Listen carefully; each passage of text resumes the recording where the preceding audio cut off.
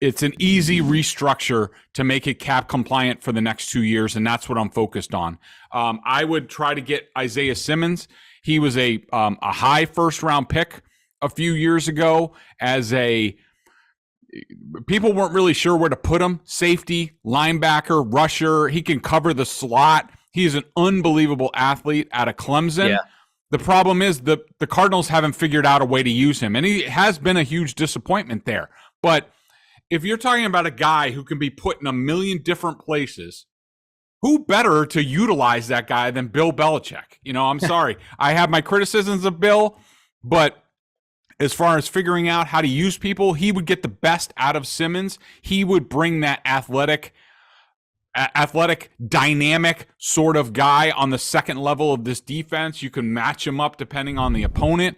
The Greg Bedard Patriots podcast is brought to you by FanDuel, the exclusive wagering partner of the CLNS Media Network. Sign up at FanDuel.com/Boston and get in on the action.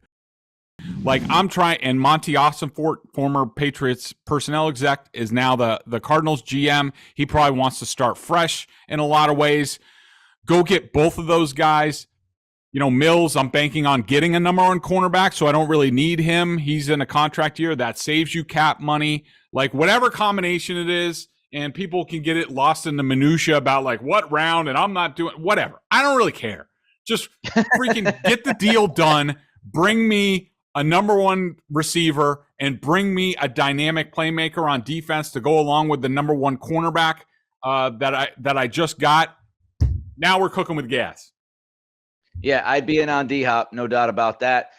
We should also remind people D-Hop was on the Pat McAfee show yesterday, I think it was, and he said, look, I'm willing to rework my contract. He came out blatantly and said, if that's an obstacle for a deal to happen, I am more than willing to work with the new team on that. So I don't think the contract is even that big of a hindrance anymore, Greg. No, Nick, one thing on that, because we got played all over the place on Boston radio and NBC Sports Boston with our video, mind you. I forgot to tell you that. But our discussion about this was on television. I just want to clarify, okay? So what we talked about, the compensation that's reported is a second-round pick plus some sort of other pick. When it's reported as that, it's probably actually going to be less. But what we said at the time, and I back it up, and what you just talked about enhances it, is that the Patriots doing a pick and a conditional pick, that's the deal that they always make, okay? So that sounds like the Patriots music to me. And then D-Hop saying, like, I'm not even worried about the contract, like the money's not important. Again, that's the Patriots music, because what they're not going to acquire him and all of a sudden he's going to get top of the market. So to me, it sounds like there's been a little bit of chatter behind the scenes on what certain teams would do, and I would put the Patriots near the top of the list for Hopkins. And there is the video that surfaced when they played the Cardinals this year, and some made a big deal of it on Twitter, of Belichick telling Hopkins like how much he loves him. So we know he loves the player. It's actually doing free agency. Greg, you believe, and you kind of tied this together a little bit a few minutes ago, you believe that the Patriots will indeed trade for one DeAndre Hopkins.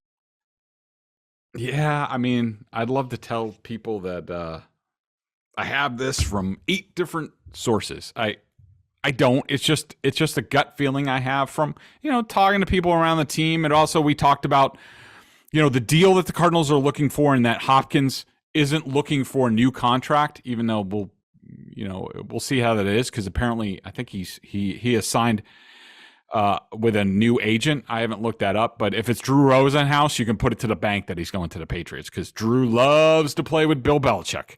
But so number one, I'm trading for DeAndre Hopkins. Or no, number one is I think they trade for DeAndre Hopkins. I think that's their veteran move to sort of help Mac Jones. Number two, I think they re-sign Jakobi Meyers. I think he goes out there.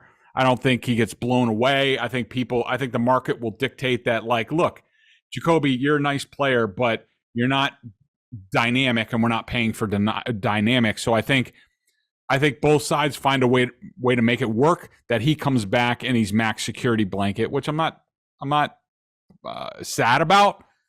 I want more, but he's a good player, and I love the guy himself.